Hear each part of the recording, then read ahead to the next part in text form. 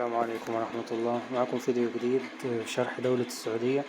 دولة السعودية من الدول اللي بيجي عنها أسئلة كتير جدا في مسابقة 30,000 معلم من تخصص دراسات.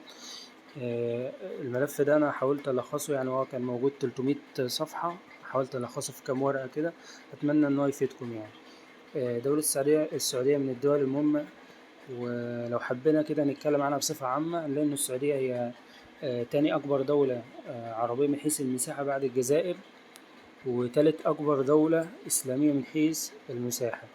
السعودية عشان دولة مساحتها كبيرة جدا، هنلاقي إنه لها حدود مع 8 دول عربية. ليها حدود مائية موجودة في الغرب مع البحر الأحمر، وفي الشرق بتطل على الخليج العربي. الساحل اللي هو المطل على البحر الأحمر اسمه سهل تهامة، والسهل ده بيقطعه العديد من الأودية، وده بيميزه عن السهل اللي موجود في الشرق اللي هو بيطل على الخليج العربي، ده يخلو من الأودية، مفيهوش أودية. السعودية بصفة عامة لازم أعرف أعلى قمة جبلية وبعض القمم الجبلية اللي موجودة في السعودية. السعودية فيها جبل اسمه جبل السوداء، ده موجود في جنوب السعودية، وده أعلى قمة جبلية موجود في المملكة. هنلاقي إنه الجبال بتتركز أكتر في الغرب، في غرب السعودية اللي هي بتطل على البحر الأحمر، ودي من النوع الانكسارية. دي المعلومة دي موجودة في منهج تانية إعداد. الجبال اللي هي موجودة في الغرب اللي بتطل على البحر الأحمر بتبقى بنقسمها لكذا جزء. الجزء اللي موجود في الشمال اللي هو جبال مدين، في الوسط هنلاقي حجاز وعسير، وفي الجنوب الثروات. جبال مدين حاجة بتميزها ودي لازم أكون عارفها جدا، إنه جبال مدين بيقسمها إلى جزئين، وادي اسمه وادي عفان، لازم أعرف المعلومة دي. عندي في الوسط جبال الحجاز وعسير، وفي الجنوب الثروات. في جبال تانية في السعودية زي جبل طويق في الرياض، وفي جبل شعباء في القصيم، وجبل أجا وسلمى في حائل، وجبل ليلى في الجوف. دي بالنسبة للجبال وأعلى القمم الجبلية اللي موجودة في السعودية. طيب لو جينا للهضاب، هنلاقي إن هضبة نجد اللي هي موجودة في وسط السعودية هي أكبر هضاب السعودية. وفي هضاب تانية بقى زي هضبة الحمادة والحجرة، دي موجودة في الشمال. في هضبة اسمها هضبة الوديان، دي موجودة في شمال شرق السعودية وبيقطعها أودية زي وادي عرعر. هضبة الصمان دي موجودة في شمال شرق السعودية وبيقطعها برضو العديد من الأودية. ده بالنسبة للهضاب. ويهم يعرف إن هضبة نجد هي أكبر الهضاب اللي موجودة في السعودية. طيب لو جينا للصحاري، هنلاقي إنه السعودية بتمتاز إن فيها صحراء من أكبر صحاري العالم، اللي هي الصحراء الربع الخالي. دي أكبر صحراء رملية في العالم، مش لازم تكون في المساحة، لكن أنا بتكلم هنا أكبر صحراء رملية هي صحراء الربع الخالي. عندي صحراء موجودة في الشمال زي صحراء النفود. في صحراء موجودة على شكل قوس زي صحراء الدهناء، دي أهم الصحاري.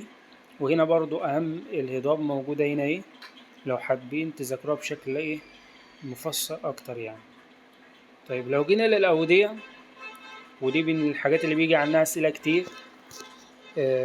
هنلاقي إنه أكبر الأودية اللي موجودة في السعودية وادي الرم، أكبر وأطول الأودية. والوادي ده في آخره وادي اسمه وادي الباطن، وده بينتهي عند مدينة البصرة في العراق. هنلاقي إنه في وادي موجود في عمان وفي السعودية اللي هو وادي سرحان.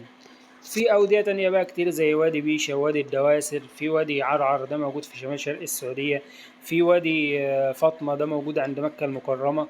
وهنا للأسف أنا نسيت أكتبه بس اكتبوه يعني، وادي فاطمة ده موجود عند مكة المكرمة. وهنا مناخ السعودية، هنلاقي إن السعودية بتمتد في 16 دائرة عرضية في 21 خط طول. السعودية عشان معظم مساحتها عبارة عن صحراء، هنلاقي إنها بتقع في العروض المدارية الحارة.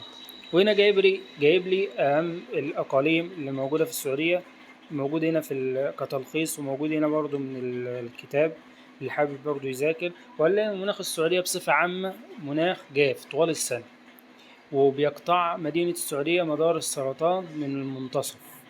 وحاجة برضو لازم أكون عارفها، إن تهب على السعودية رياح اسمها رياح السموم. والسعودية عشان عبارة عن صحراء، وجزء كبير منها صحراء وما فيهاش أنهار كتير، يعني تكاد تخلو من الأنهار، هنلاقي إن السعودية في المركز الأول بين دول العالم في مجال تحلية مياه البحر. دي معلومة برضه لازم أكون عارفها. طيب نيجي بقى البترول والغاز، ودي بيجي من عنها أسئلة كتير في الامتحان. هنلاقي إن أول حقل بري كان موجود في مدينة الدمام، أول حقل. طيب إيه أكبر حقل بقى موجود في السعودية؟ هنلاقي إنه في اليابس أكبر حقل موجود في السعودية هو حقل الغوار، وده أكبر حقل موجود على اليابس وأكبر حقل موجود في العالم. أكبر حقل بترول في العالم هو حقل الغوار. هنلاقي إنه السفنية دي تاني. السفنية ده أكبر الحقول المغمورة بالمية، اللي هو موجود في المية. يعني السفنية لو قال لي إيه أكبر حقل في السعودية مغمور بالمية يبقى السفنية، لو قال لي بصفة عامة يبقى الغوار. هنلاقي إن السعودية بتيجي في المركز الثاني في الإنتاج العالمي والمركز الأول في التصدير، ده بالنسبة للنفط أو البترول. طيب لو الغاز هي بتأتي في المركز السادس في الإنتاج والرابع في الاحتياطي. دي برضو معلومة لازم أكون عارفها. وهنا أسامي الحقول اللي حابب برضو يذاكرها كلها. وهنا برضو معلومة عن السدود والجزر. هنلاقي إن السعودية فيها أكتر من 500 سد. لو جيت تسأل عن أكبر سد في المملكة هنلاقي إنه سد الملك فهد أو سد حلي. أقدم سد في السعودية هو سد البنت. بالنسبة للجزر هنلاقي إنه فيها 1300 جزيرة. ودي معلومات برضو حبيت أضيفها لو حد حابب يعني إنه يزود معلوماته، زي أكبر سد في أفريقيا، أكبر سد في العالم. دي برضو معلومات إيه لو حابين تضيفوه. ده بالنسبة للسعودية. لو أنا هحاول برضو إن أنا ألخص باقي الدول العربية وأنزلها، وإن شاء الله المرة الجاية أشرح المدرسة السلوكية.